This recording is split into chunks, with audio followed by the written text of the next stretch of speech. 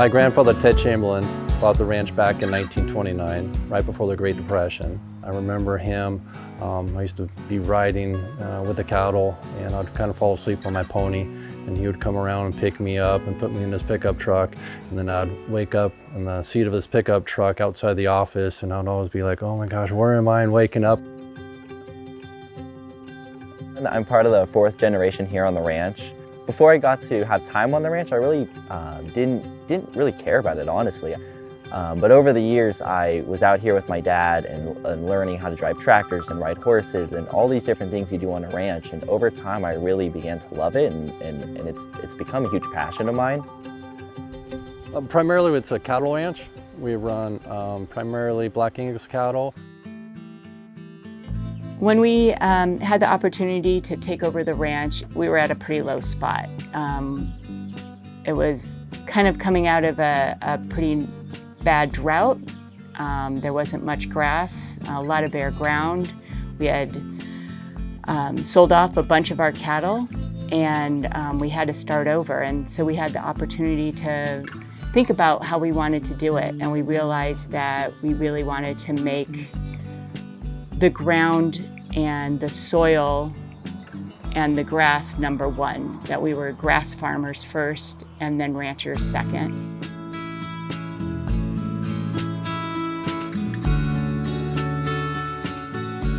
And we've noticed large improvements with the perennial grasses that we're holding, the native oak trees that are regenerating on their own now, which they haven't in years. What is this? Stipa, purple needle grass. This is our bunch grass. It's a perennial grass that's getting much more healthier and robust. We used to not have very much stipa growing on the ranch, and the ones that we did had dead centers. But now with the change of our grazing plan, the plants are much healthier. The centers are not dead. So this is very exciting to see this stipa plant so healthy and growing in such abundance right now. Absolutely.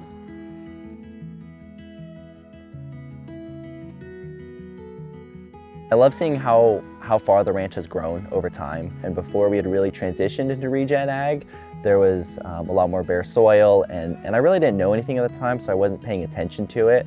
But now looking back on it, I've seen how far the ranch has come, and it's really fascinating to see the progression, and it's made me grow in a huge appreciation for it. I think our cattle look great, and that makes me feel good. I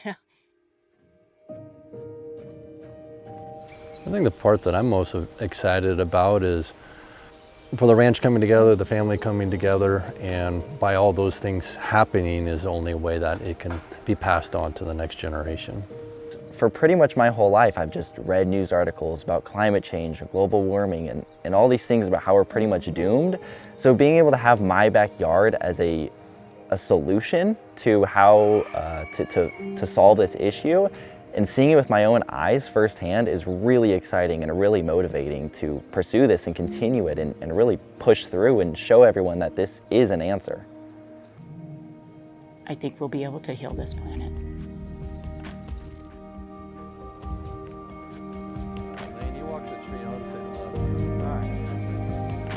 All the responsibility is on you. That's right. It's a big responsibility. Walking that straight line.